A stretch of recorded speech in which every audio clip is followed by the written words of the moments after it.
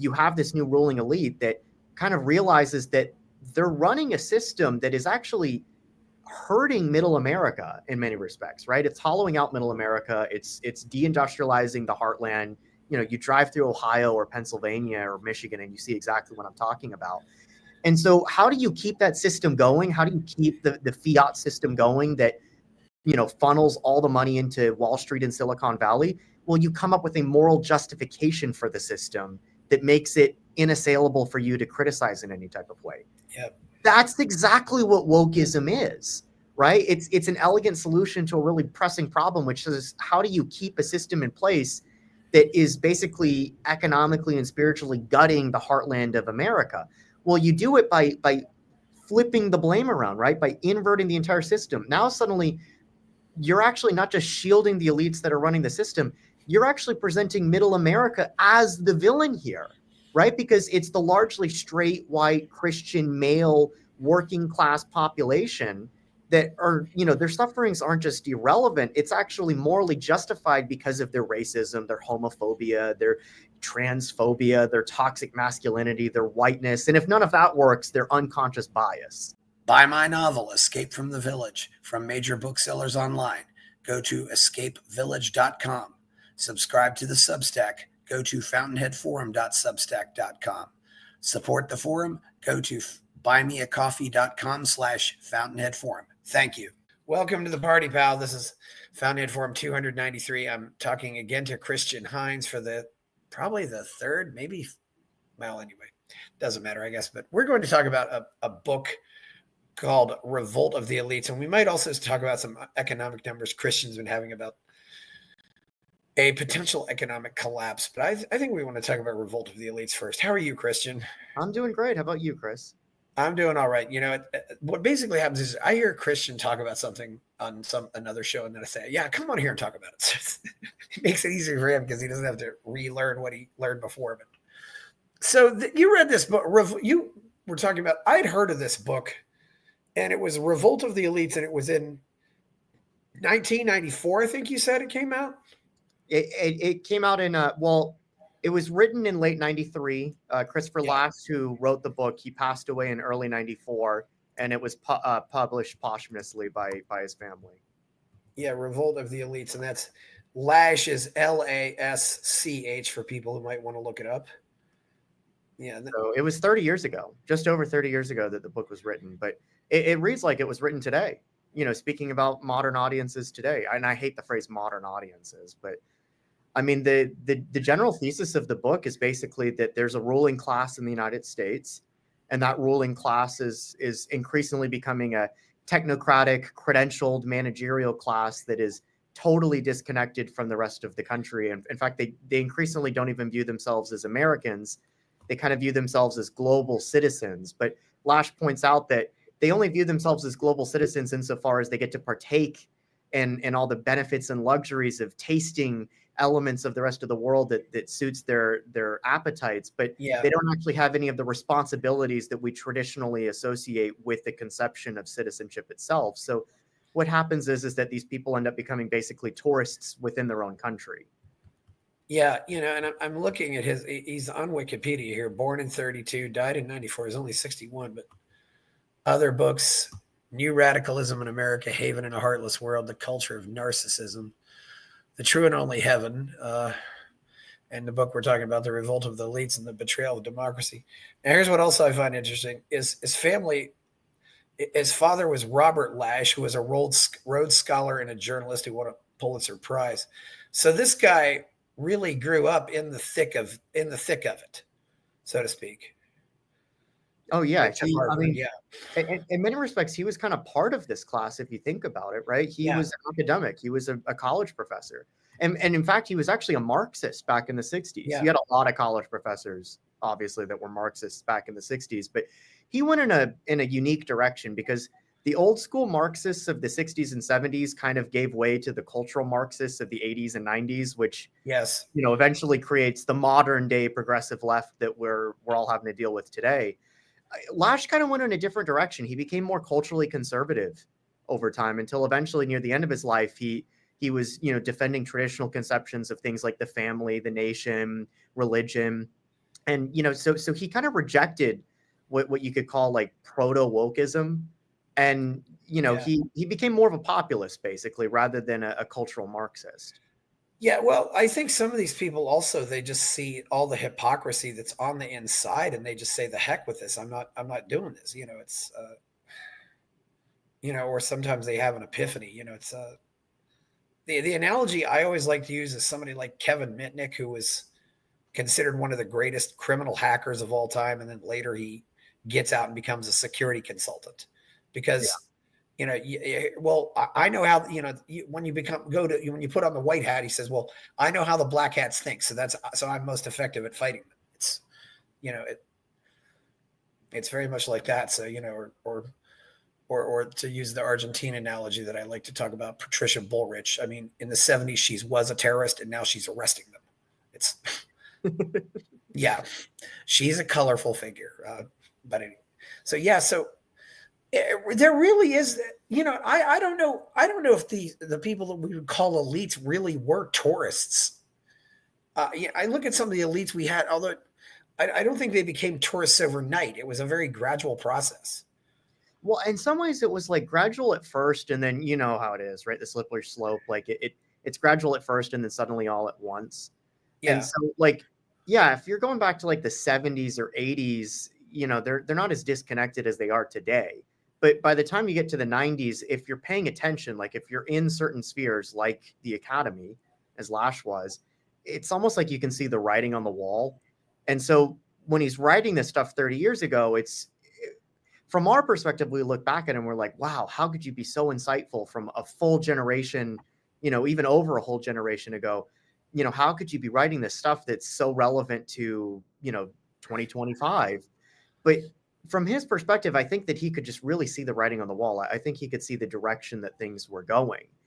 And I mean, look, he talks about how what we have right now is very different from the type of ruling class that the United States had a century ago, from his perspective. So 1890s, early 1900s, because when you look at the Gilded Age or the early 20th century, the type of ruling class that the United States had back then, it wasn't really an aristocracy like in the European tradition, because we didn't really inherit that. Instead, it was like old money, right? It was the Vanderbilts, it was the Rockefellers, it was the Carnegies.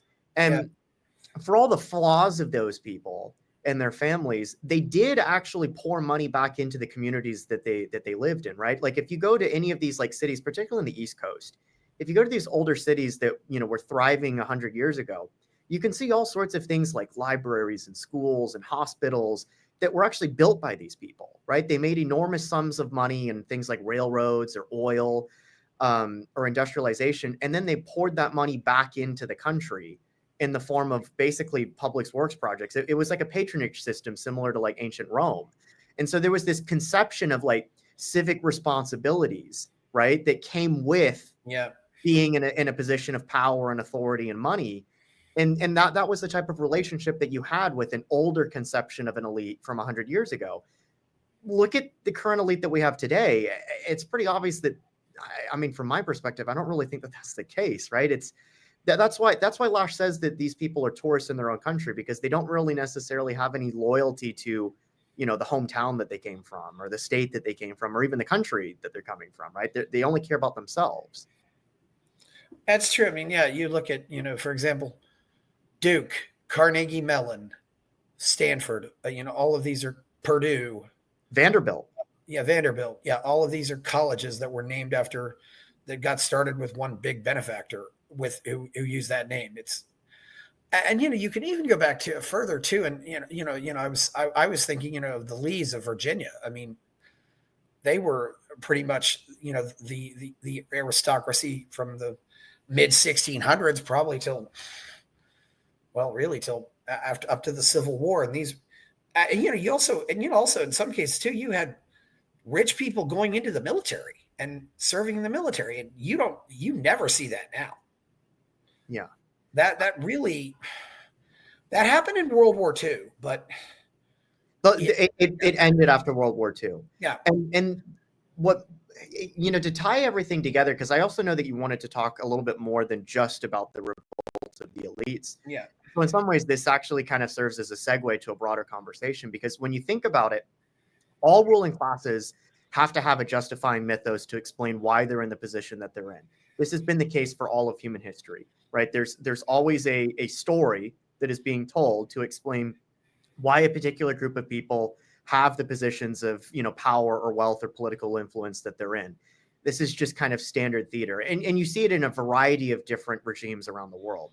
Traditionally, that mythos has been, we're in charge because we deliver military victories, right? This is old aristocracies that exist going. I mean, you can go back to Alexander the Great, right? And his companions, the companion cavalry that he was with, they were all nobles, right? They were all former, usually they were like sons of former kings that had been absorbed into the Macedonian Empire under Philip II.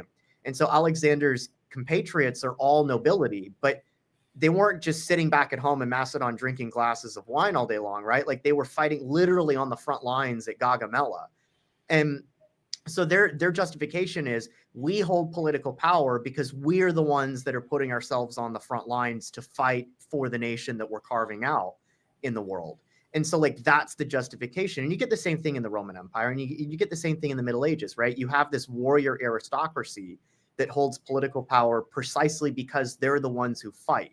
That forms one of the three key pillars of the Middle Ages and the class structure that you get there, right? The nobility have their position because they're the ones that go out there and do battle. And then when you get into, really post Adam Smith, right, leading up to the first Industrial Revolution, certainly the second Industrial Revolution, you get this replacement in Europe and in the United States, which never really inherited the warrior aristocracy, but certainly in Europe, you get this replacement of the old aristocracy, old money with new money, right? And it's the industrialists, it's the robber barons, it's the capitalists that Karl Marx is complaining about. They kind of replace gradually the aristocracy as the new ruling class of Europe in the 17th, 18th, 19th centuries. And their justification is, we're in charge because we're modernizing the country, we're industrializing, we're growing the economy, right? We're lifting people out of poverty. We're the ones that are bringing in jobs in industry, and we're creating. We get our mandate from heaven in the form of economic prosperity that we deliver for the country that we're a part of. And so you see throughout history that there's always this moral justification for why a particular group of people are in charge. Now look at the type of people that are in charge today. Think about the type of people that hold political power. I'm not talking about the president or members of Congress. I'm talking about, the Anthony Fauci's of the world, right? The credentialed academic expert class, what we call the managerial class. Well, they don't build anything.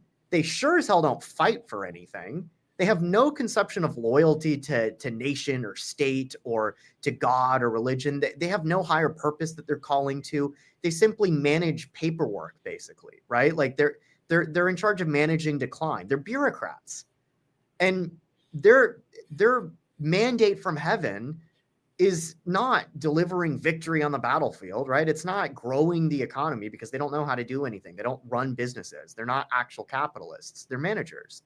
They're middlemen. Their mandate is really, if you think about it, it's wokeism. And so like when you read Revolt of the Elites, one of the most striking things about it is that Christopher Lasch is predicting wokeism way before the term became mainstream. He talks, in fact, I actually have a line in here from my notes from the podcast I did with Nick. I'll just read it off for you. He talks about, in the absence of democratic exchange, most people have no incentive to master the knowledge that would make them capable citizens. Knowledge has to rest on indisputable foundations if it's to carry any weight. One faction, mostly associated with the left, takes the position that the collapse of foundationalism makes it possible to see that knowledge is merely another name for power. White Eurocentric males impose their ideas on everyone else.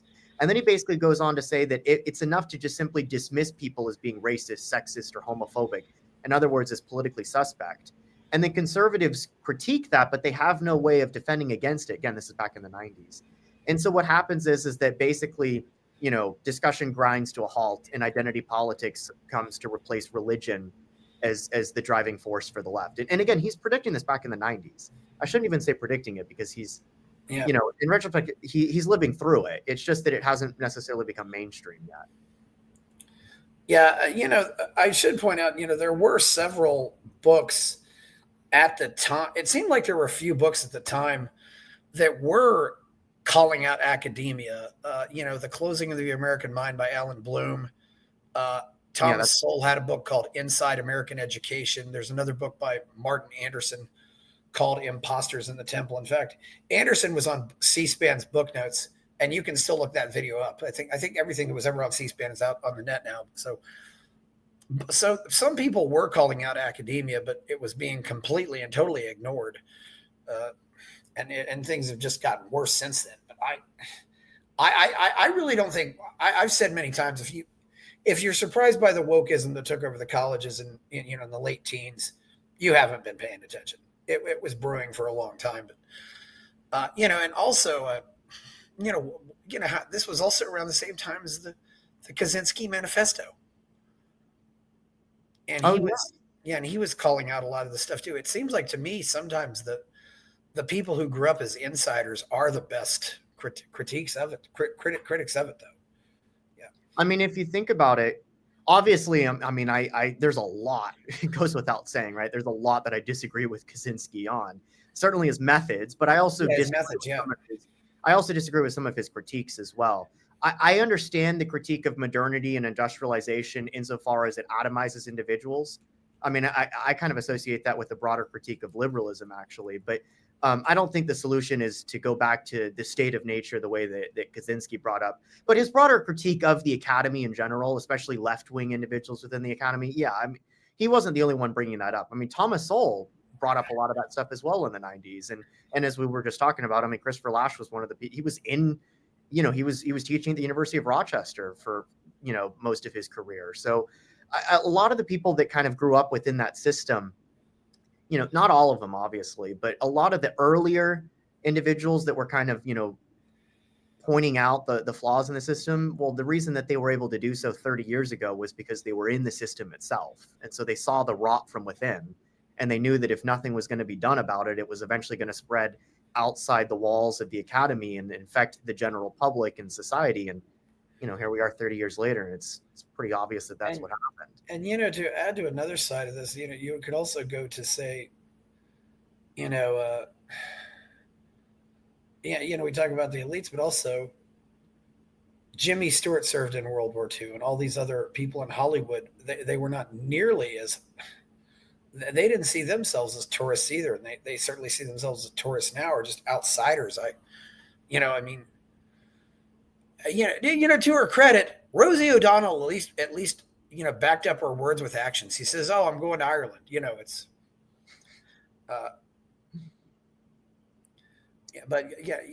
So, two people that come to my mind right now are Reid Hoffman and Mark Benioff. And Reid Hoffman started LinkedIn, and Mark Benioff started Salesforce. And I remember Charlie Kirk both pointing out that these guys are giving tons and tons of money to woke nonsense. And these are guys who want to destroy a system that allowed them to become billionaires. And it's just, why? Well, part of the reason, and again, this gets into kind of the broader conversation that I know you wanted to have, is that wokeism doesn't really produce anything of value. I mean, we kind of already know that, right? It serves as a moral justification for a ruling class that lacks any of the type of qualities that we typically associate with a ruling elite, regardless of the time period in history, right? Again, they're not warriors. They're not, industrialists or capitalists in the traditional conception of the term. That's not to say that some of them can't, come up with a new software system, right? But none of them are really, taking the type of risks that Calvin Coolidge talked about when he said the business of America is business. And so what wokeism is in many respects, it's kind of a moral justification for a regime that requires basically a fiat currency system to exist in the first place. I actually talked about this in a tweet recently. If you don't mind, Chris, I'll probably actually just read it off because I think it'll tee up the conversation. So it just kind of hit me after the whole thing with the tariffs with Trump that, I don't necessarily know that everybody in the MAGA movement has necessarily pieced all of this stuff together. But if you think about it, it starts to make a lot of sense. So I say that one might look at the last 50 years and conclude the following. Deindustrialization hollowed out the working class. Financialization enriched asset-holding elites. Debt-fueled credit expansion encouraged the growth of economic bubbles. And finally, globalization turned America's ruling class, like we were talking about earlier, into tourists in their own countries. So if all of those conclusions are true, which I believe certainly that they are, then it carries with it a damning indictment against, well, our current ruling class. They're basically a bunch of parasites that have no conception of national loyalty, and they don't really necessarily produce anything of their own. What really happened is that they got rich by manipulating the monetary system, right? And so you have a bunch of people that figured out how to game the system after Bretton Woods, certainly after Bretton Woods 2.0 when we dropped the gold standard, right? These are people that shift money around. They're not necessarily really creating wealth. What they're creating is asset bubbles. And what happens is that investment money goes into financialization rather than real wealth creation. These would be things like factories, mines, actual businesses that provide real tangible goods and services that people need. This, it's the whole industrial revolution all over again. But instead it's going into banking, right? It's going into software. It's going into middle management. It's going into the academy. These aren't really things that produce stuff, right? They're not giving you the iPhone. They're giving you lectures on sociology, right? They're giving you lectures on toxic masculinity. And so what happens is that you have this new ruling elite that kind of realizes that they're running a system that is actually hurting middle America in many respects, right? It's hollowing out middle America. It's deindustrializing the heartland. You drive through Ohio or Pennsylvania or Michigan and you see exactly what I'm talking about. And so how do you keep that system going? How do you keep the fiat system going that, funnels all the money into Wall Street and Silicon Valley? Well, you come up with a moral justification for the system that makes it inassailable for you to criticize in any type of way. Yep. That's exactly what wokeism is, right? It's an elegant solution to a really pressing problem, which is how do you keep a system in place that is basically economically and spiritually gutting the heartland of America? Well, you do it by flipping the blame around, right? By inverting the entire system. Now suddenly you're actually not just shielding the elites that are running the system, you're actually presenting middle America as the villain here, right? Because it's the largely straight, white, Christian, male, working class population that are, their sufferings aren't just irrelevant. It's actually morally justified because of their racism, their homophobia, their transphobia, their toxic masculinity, their whiteness. And if none of that works, their unconscious bias, right? And so, what happens over, again, gradually at first, but then suddenly all at once is that every single one of these institutions that's run by the managerial class, they all adopt this ideology almost simultaneously, right? It's why you get all the universities, all the major newspapers, all the major TV outlets, corporate media, academia, the arts and entertainment, even Wall Street. It's like almost overnight, all of them became woke simultaneously. Yeah, and they'll, and if you catch somebody raping your little girl and you shoot him, they'll prosecute you. They don't care about, they don't want to prosecute shoplifters up to $1,000, and it's. I mean, remember Daniel Penny? Yeah. I mean, he got off, right? He won his court case, but the guy in New York, the guy on the subway in New York. Yeah. The point is that you create this moral justification that makes critiquing the institutions that benefit from a fiat currency system impossible, because you're not having just normal dissent against a regime. That would actually have to be hashed out in the court of public opinion or through the electoral process. Instead, you make it, a moral absolute, right? It becomes morally unconscionable to question any of these things. And so what you're doing, it's the ultimate shield from criticism. And Christian, one question I've asked this to a lot of people: how many people who wanted to hang Kyle Rittenhouse actually watched the footage? Most of them didn't, because they were all saying that Kyle Rittenhouse shot a bunch of black people or that he shot a bunch of protesters, when in reality he shot people that were physically attacking him. By the way, none of them were black. They were all white. And one of them, if I recall, at least one of them had a bit of a checkered background of their own. Yeah.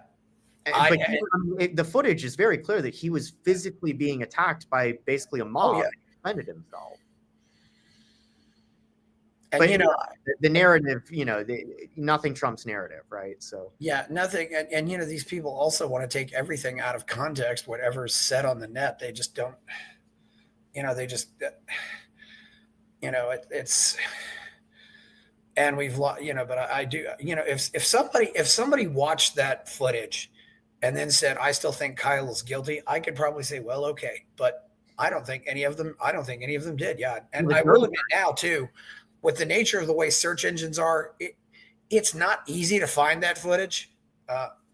So, I mean, Chris, the jury didn't, right? The jury found them not guilty, and rightfully so. But you see how this is kind of all connected. And so like a lot of people are talking about like Trump's tariffs right now. Oh, it's wrecking the economy. I mean, look, I traditionally oppose tariffs for the typical reason that somebody like Frederick Bastiat opposes tariffs. Yeah. But insofar as tariffs might force a showdown with the current fiat system that we've had since 1971, which it very well might, I'm certainly supportive of that. I'm not supportive of restricting the free flow of goods and trade, necessarily to like punish consumers. I don't believe in that, but I do believe in fighting back against the fiat system, because it's the fiat system that gives birth to progressivism. Progressivism as we understand it today, I would argue progressivism in general, but certainly progressivism as we understand it today, physically cannot exist without a fiat currency system. It does not produce anything of value. It cannot justify itself. It needs an endless supply of credit in newly printed money in order for it to exist. And it needs that money to be funneled into politically connected elites, the managerial class. This is the Cantillon effect, right? It's not as if the money's being distributed to everybody. It's disproportionately going to a small number of people. This is what creates this K-shaped economy. Like and Chris, you probably know this, right? Like if you go back to 1971, it doesn't matter the chart. You can look at any chart out there that talks about like, real wages, productivity gaps, growing income inequality, the inflation rate. It's like everything starts in 1971. Or if you're paying a lot of attention, a lot of it goes back to 1944 with the first Bretton Woods Agreement near the end of World War II. It's one or the other, right? It depends on what you're looking at, manufacturing jobs or, manufacturing as a percentage of GDP, or again, the gap between, the haves and have-nots and the growth in income inequality. All of that goes back to either 1944 or 1971. And if you overthrow that system and you return to a sound money system, whatever that is, gold, Bitcoin, silver, just a non-fiat system, conservatives basically win the culture war almost overnight, because the astroturfing that is progressivism cannot fund itself without a fiat system to do so. Yeah. I think also I am generally for free trade, but there have to be certain basic rules that we agree on. And here's a tweet from an account called Bowtied Broke that I just read today. Bowtied Broke. I've been selling on Amazon 14 years, built a huge business there, but then something in 2019, I'm just going to summarize it. I saw a lot more Chinese sellers popping up. And then he noticed that these Chinese sellers were filing trademark infringements against the U.S. sellers, but they were actually the valid owners of the trademark. And Amazon would take the side of the Chinese sellers. I think, if you have a lot of things in common with a country, like I think we have a lot in common with Canada and England and Australia, but free trade with a country like China seems to be a disaster, because I don't think they have any of what ever represented American values. Well, it's not that free trade is the disaster. What's really the disaster is the fact that we're kind of screwing ourselves because we have the reserve currency. Yeah. A few people talk about this. Lynn Alden talks about this. Brent Johnson talks about this. You get a couple of people that I wouldn't necessarily say that they're outright Austrians, but they're certainly not MMT advocates, right? They're certainly not Keynesians. And they're basically pointing out that, look, if you have the global reserve currency, as the United States does, then what inevitably happens is that the value of the dollar is artificially driven higher, because I mean, there's more transactions in dollars that take place outside the United States on a day-to-day basis than inside the United States. You can't say that for, RMB in China or the yen in Japan. The fact of the matter is that the dollar is, for all the talk of BRICS and stuff like that, the dollar is the global reserve currency. And so what happens is that U.S. exports inherently become non-competitive over a long enough period of time because the dollar is just artificially higher. And so when your currency is artificially more expensive, it becomes artificially more difficult for you to actually run an export-driven or really any type of manufacturing-driven economy. You are inevitably going to financialize yourself. This is the Triffin dilemma. And I mean, this was discovered back in the 60s, but it's become more prominent today because we're kind of at the end of that cycle.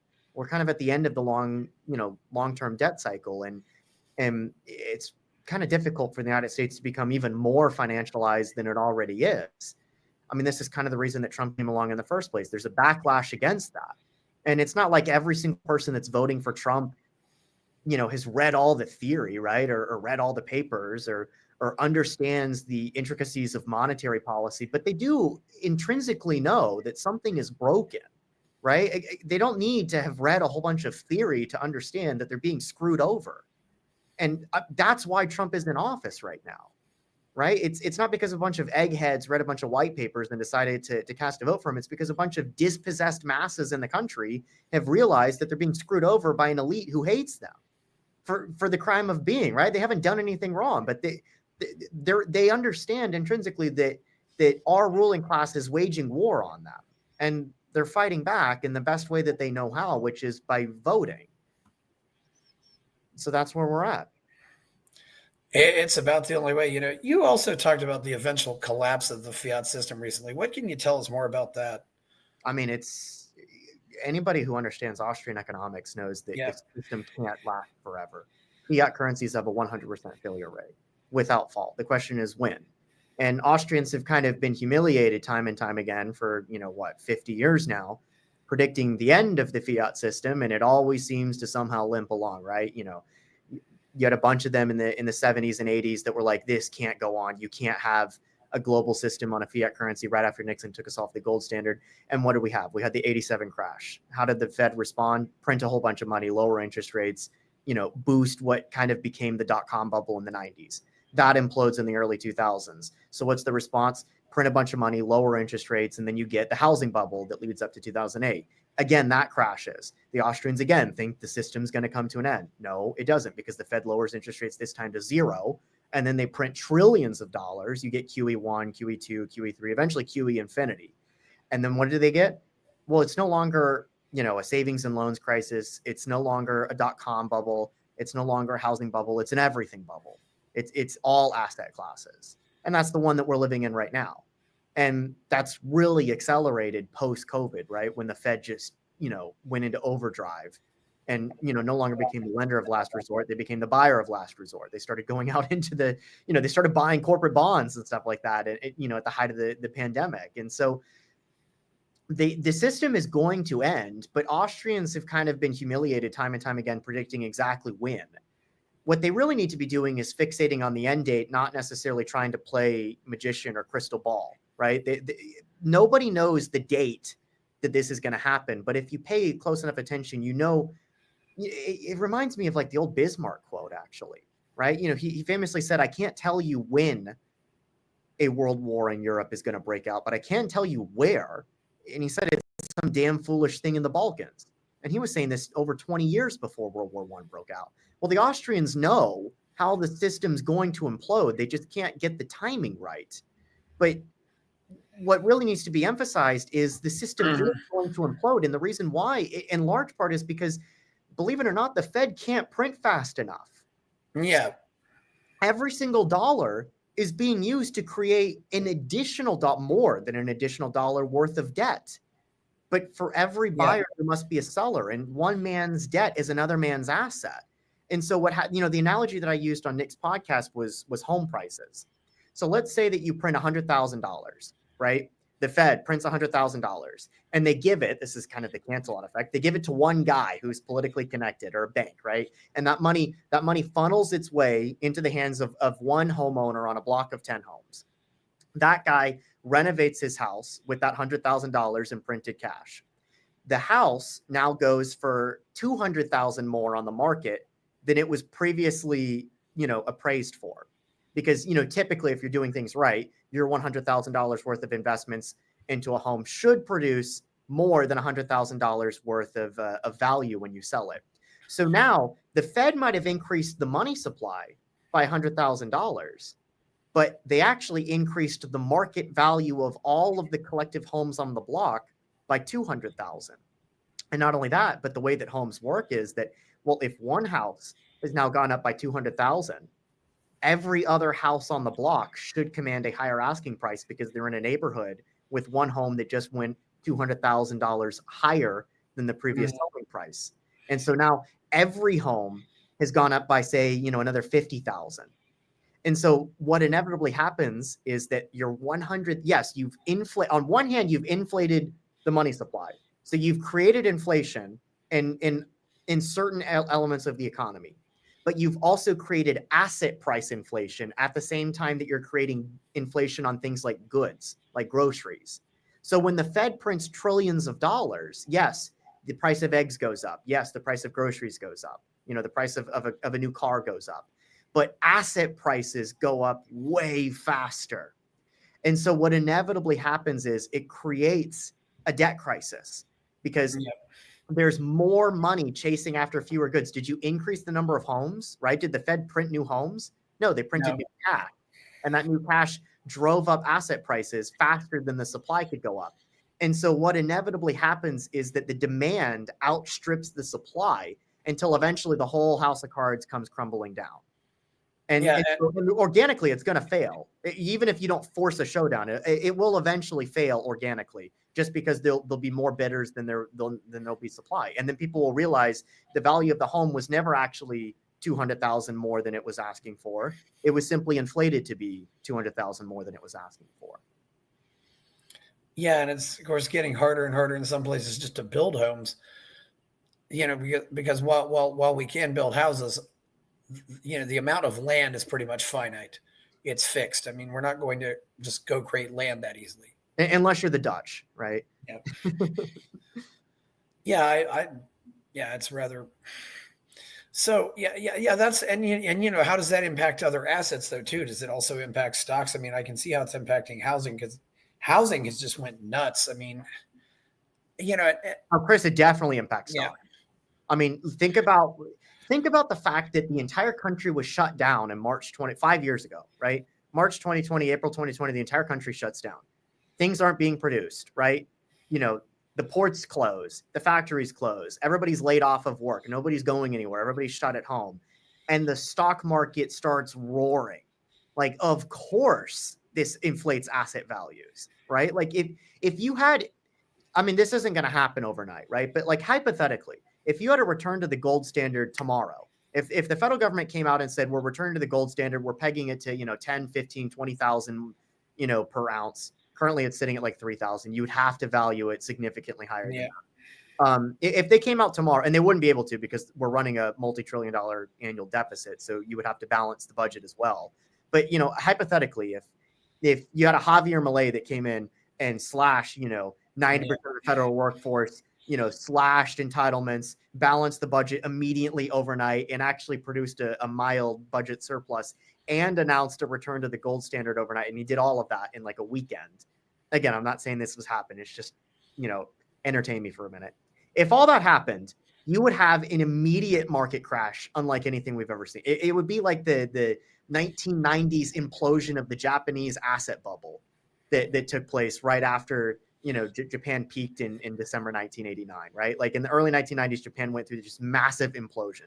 The Nikkei, fell 80 or 90% over the course of like a 20-year long period. It would be like that. Like asset prices would plummet. Home values would plummet. Stocks would fall 70 or 80%. Because this is all being fueled by fake money creation. This is like the central critique not the central critique, but it's one of many central critiques that the Austrians bring up, which is that fiat currencies inevitably create massive asset bubbles. They have to, because where's the money going to go? What is interesting though is if you go back to 1971, a lot of our smaller items have gotten cheaper. Yeah, they have.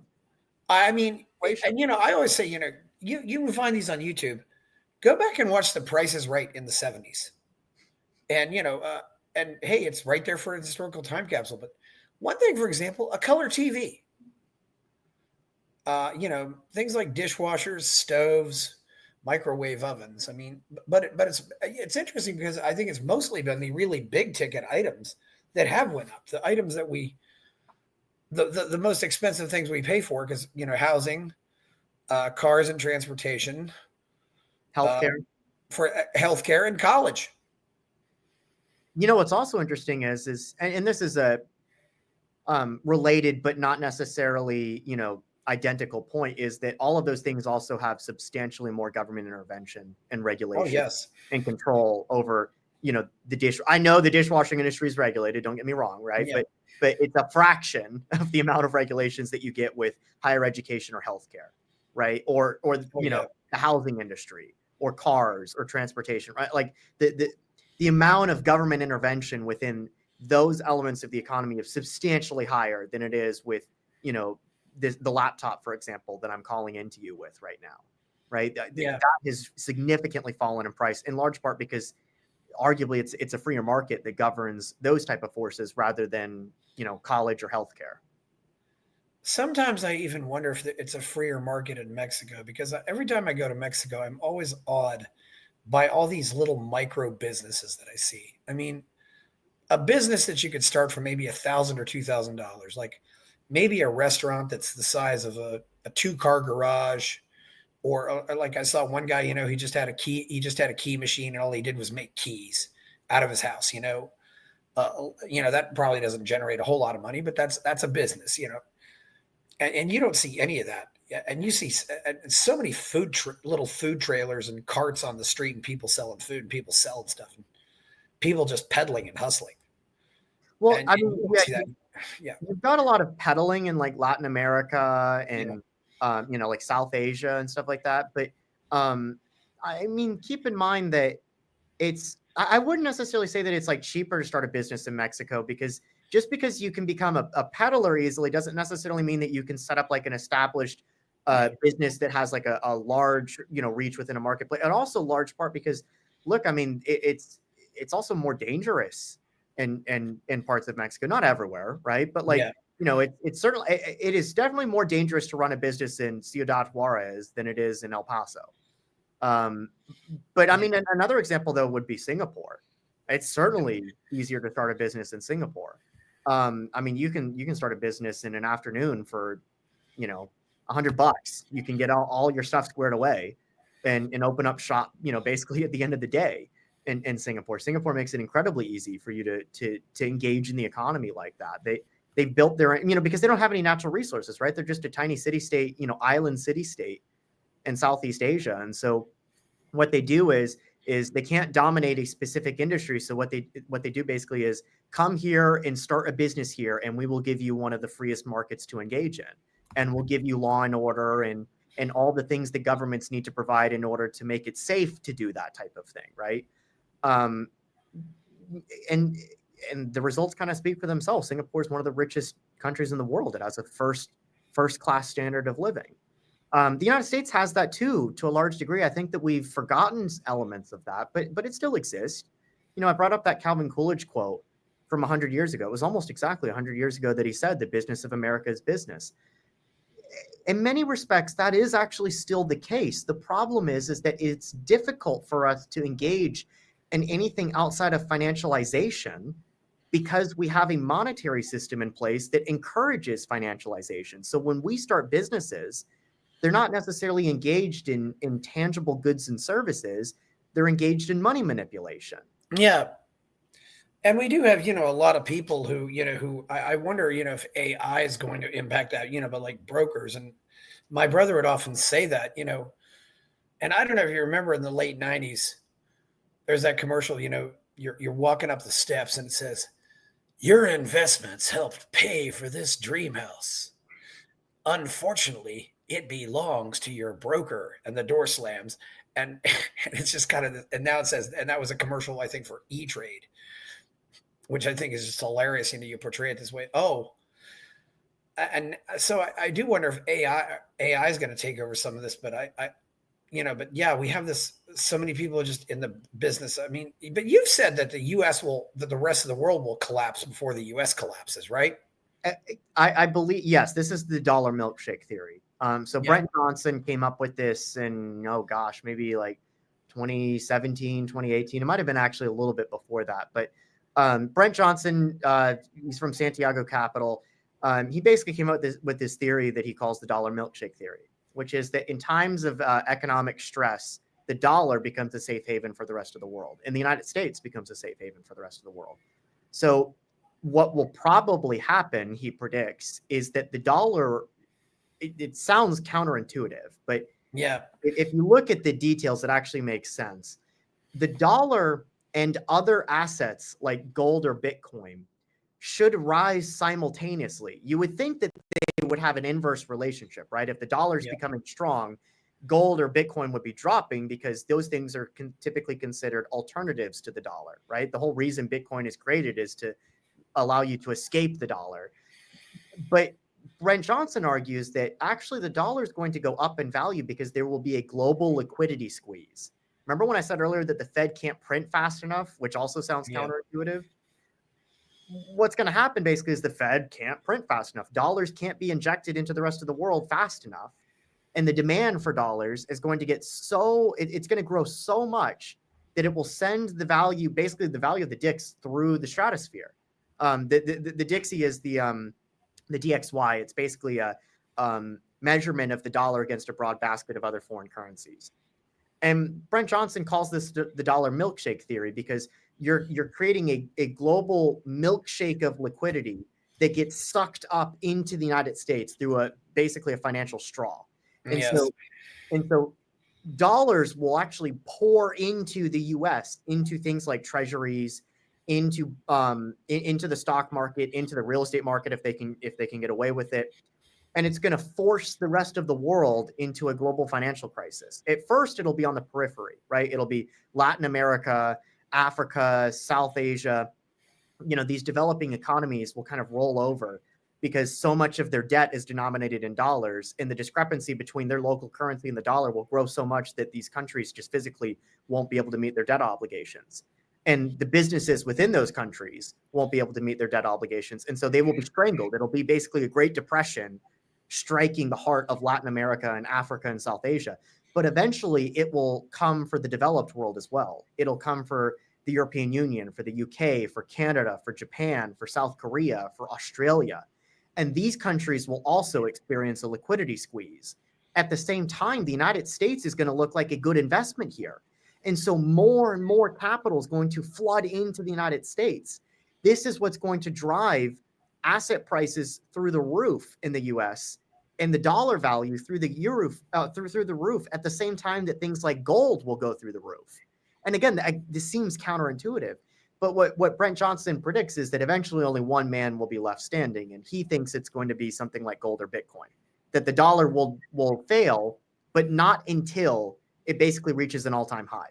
He thinks that the dollar will collapse, not like Weimar, but it will actually trigger a global currency crisis, basically a global sovereign debt crisis. And then the system will fail, because what's going to happen is the rest of the world will drop the dollar as a defense mechanism against the sovereign debt crisis that they're being pulled into.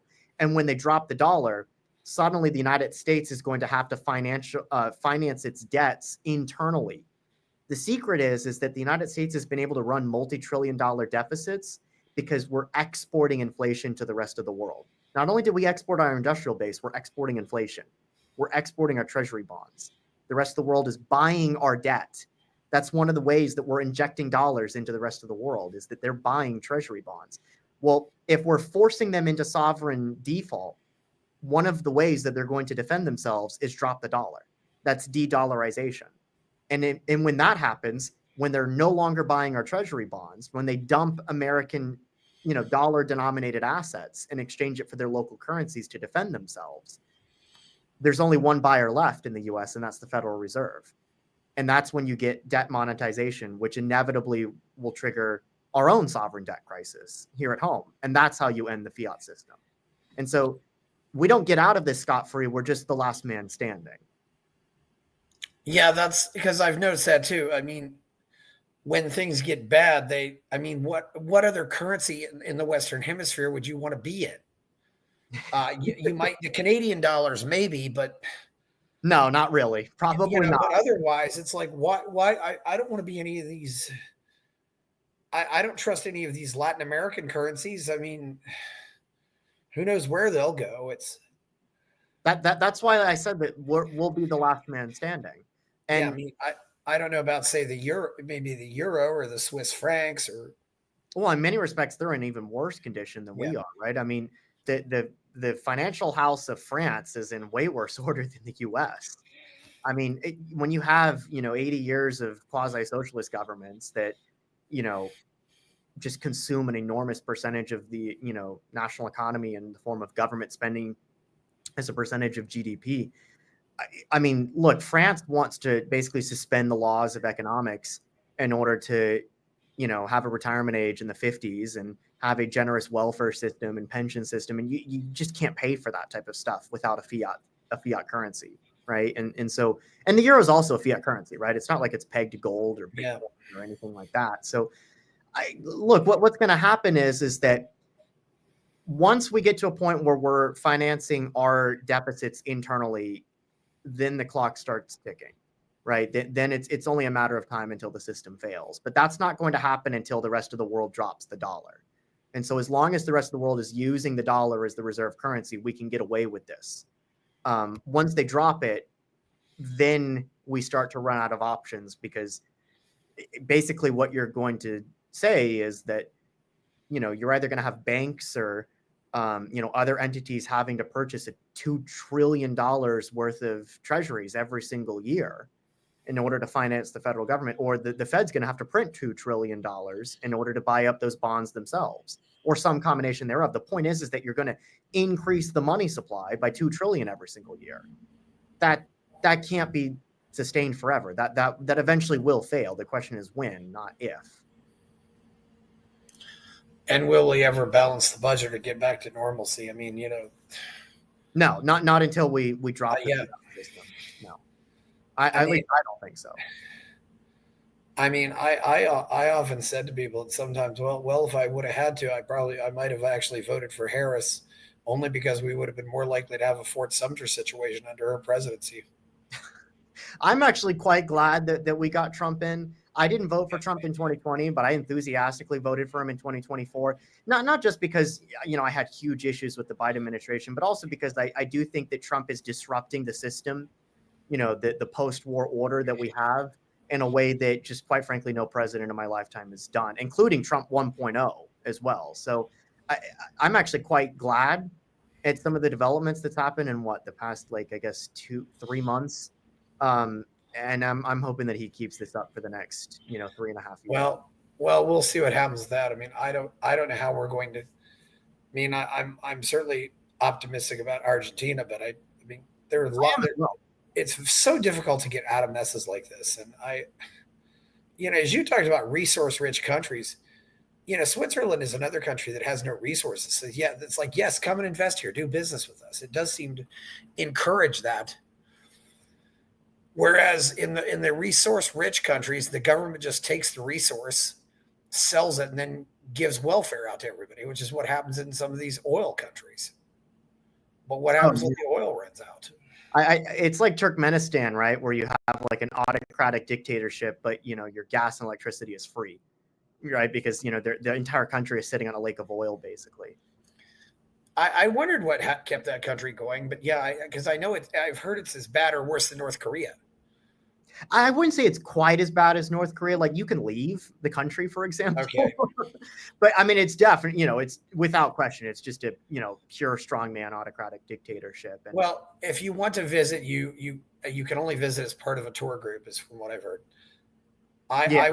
I wouldn't try to go to either place. I just think that, I mean, why gamble with your life like that? You never know what's going to happen.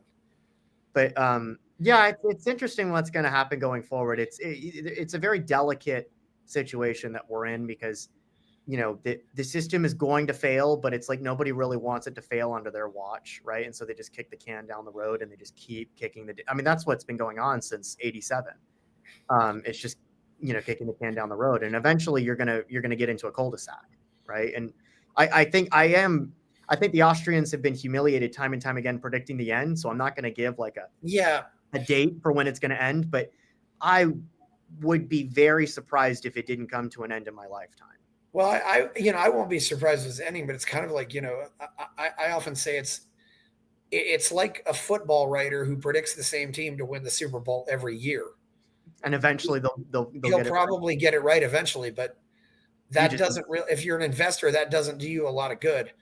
I mean, if you had bought gold in 1980 and still had it at the beginning of 2001, you would have been a loser. And nobody wants to have a loss over a 20-year period like that. Yeah. It's really hard to beat the S&P over a long period of time, unless you're somebody like Warren Buffett.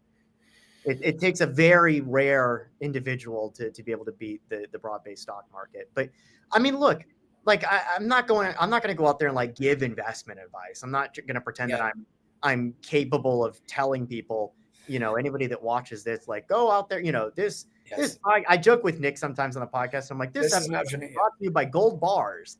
But like I hold Bitcoin, I hold gold, and I'm probably going to add to those positions over, not like lump sum, right? But here and there, I'll probably buy more of this stuff left and right when I get an opportunity. I know that Bitcoin's come down, gold has gone up, but I do want to hedge my bets. That's not to say that I'm not invested in the broad stock market, but I don't want to be holding the bag when the music stops, because I know the music will stop. I just don't know the timing on that. So being able to hold assets that are going to survive a big credit crunch like that, I have definitely a portion of my portfolio in those type of things. Yeah, certainly. This is not financial advice, but I mean, in the long run, the only things that really have had actual value are gold and real estate.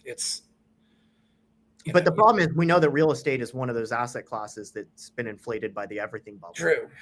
But the good news is that it's still a tangible asset, right? That unless you're the Dutch, they're not making any more of it.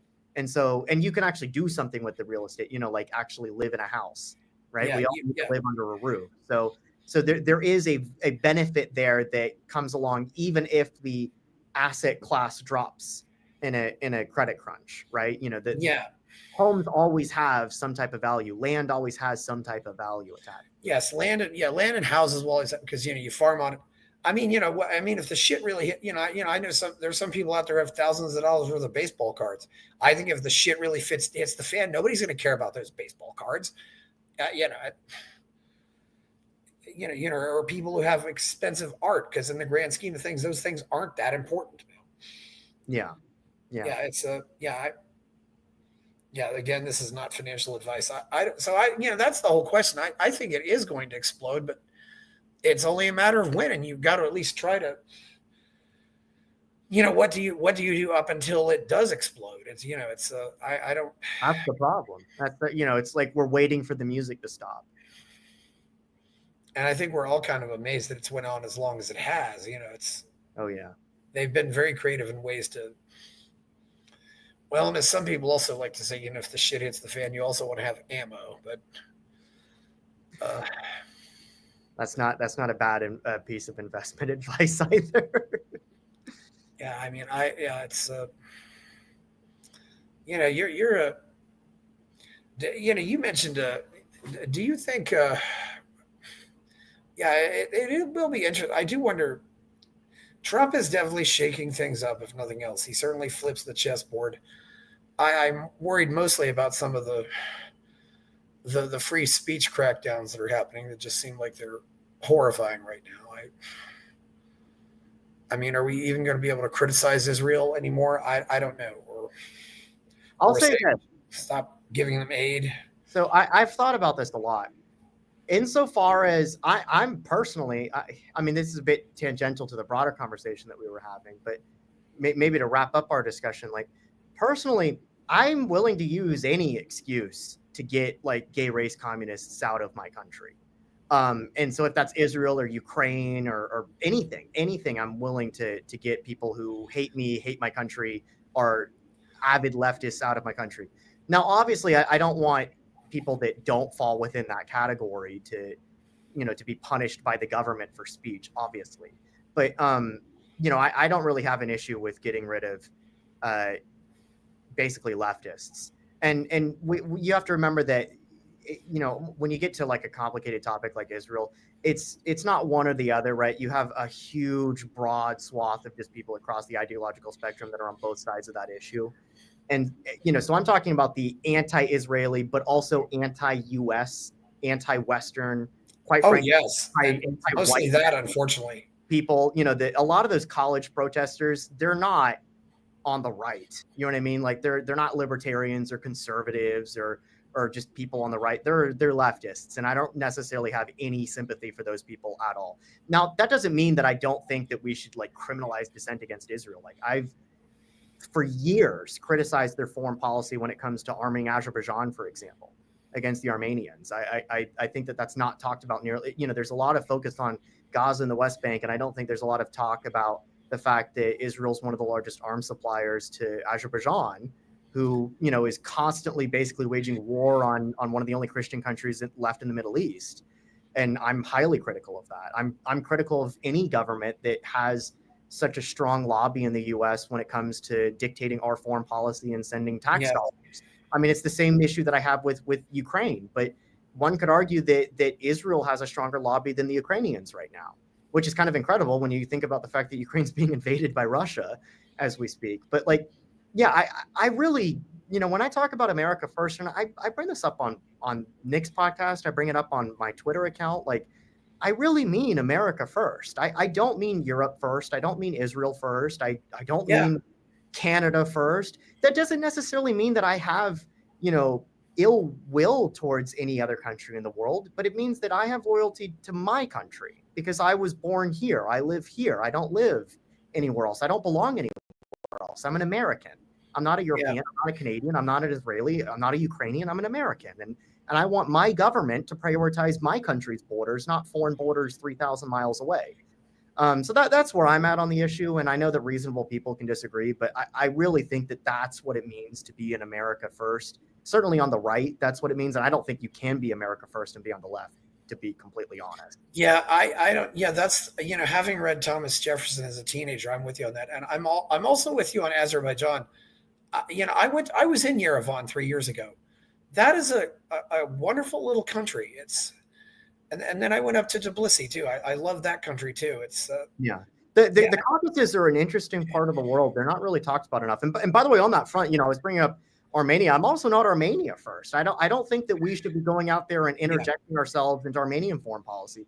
But I do find what I find hypocritical though is that you have a lot of Christians that feel like that they almost have a moral or religious obligation to Israel at the same time that Israel is arming a country that is waging war on a Christian nation. And that's where I get the issue. That doesn't necessarily mean that the United States needs to be arming the Armenians or intervening in the Middle East. I really don't want us involved in the Middle East at all. But that's like I said, that's where the issue comes from.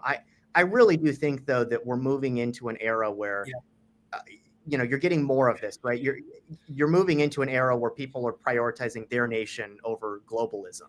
And that's really what the fight is against. It's nationalism versus globalism. And it takes many different forms: economics, social policy, foreign policy, culture, and identity. But that really is the direction that we're moving into. And I'm definitely on team nationalism on that fight. Yeah, I would definitely. I mean, I definitely have always been. I've always been. I just say, why can't we be like Switzerland? But yes, I bring that up too with some of my more religious people. Why don't you care about the oldest Christian country in the world, and that's Armenia? It's Christian. I got to say something else too. I've had two people from Armenia on here. I had one time the guy who runs the Ayn Rand Center Armenia, and he has one photograph of one of his classes or whatever. and he's got 16 females and 8 males.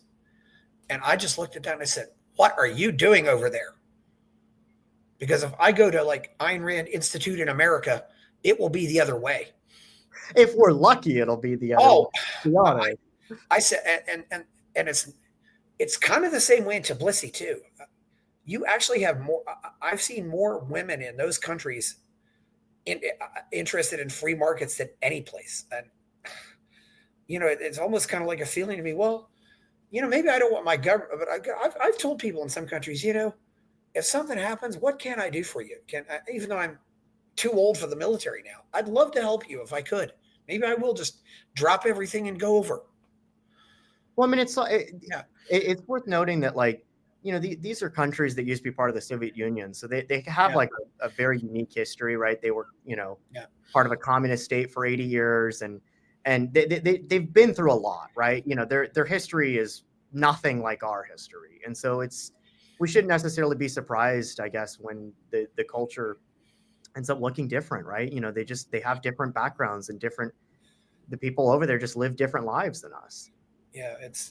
People do, and I've noticed the same thing in East Germany, right? They all vote for the AfD in East Germany, and it's not just because they used to be East Germany.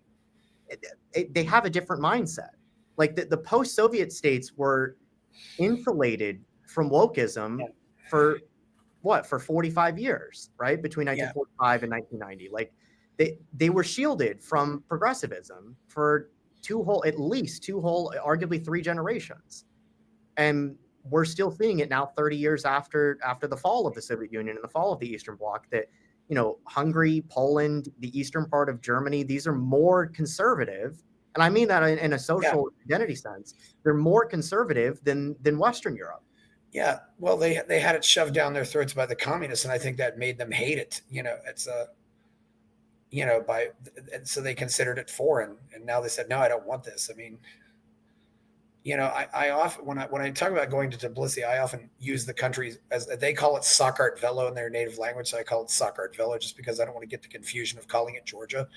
And then I told people, I said, do not call them Russians. They will be very upset with me. Yeah. It's funny. It's funny, after visiting a country, sometimes I have become somewhat protective of it when I talk about it. It just seemed like these countries, it was like kind of like a 1950s America, but with but still a lot of optimism about the future. And I really appreciated that. Because they actually, but I hope it all works out. And as some of my friends say now, I'm not Eastern Europe, I'm Central Europe. But I think I think Western Europe is gone. I mean, I'll never blackpill, just because that, I mean, it's the whole Yuri Bezmenov quote that, it's a form of demoralization, basically. True. So, I mean, even if you decide that it's over, you've made, whether or not it's over, you've made a choice in deciding that it's over, and therefore you've basically lost hope, which is kind of the end game. And so, regardless of whether or not it actually is over, I'm never going to say that it's over. Because you make a conscious decision when you do that. You almost pick a side in a way when you do that. And you see footage of, terrorist attacks and stuff like that, and just the total cultural erasure of mostly Western Europe. You get a lot of these like Twitter accounts that do this all the time, and they'll say things like the UK's over, or, conquered nation, or it's over for Norway or Germany. I'll never say that. I used to be one of the people that say that type of thing, and I realized that it's just a form of ideological demoralization. I'll never say that. As long as there's people that want to revive the culture and the history and the traditions and the national identity of those nations, there's always a chance that you can turn it around. I mean, the Visigoth king, the last thing I'll say on this, because I know that I'm short on time, is that the Visigoth kingdom was conquered by the Muslims, right? It was conquered by, the Umayyads, it was, at first it was the Rashidans, and then it was the Umayyads, and then it was the Abbasids, right? It was conquered by the Caliphate and ruled for 700 years, but they never took Asturias, right? That northern corner, they never took it. They held out in the mountains, and then eventually they drove them back, and that's what the Reconquista is, right? They retook Spain back, and it took 700 years. But when you look at that map, in the late 700s AD, you think to yourself, it's over. It's never over. It's never over as long as there's people that want to revive those national identities. It's never over.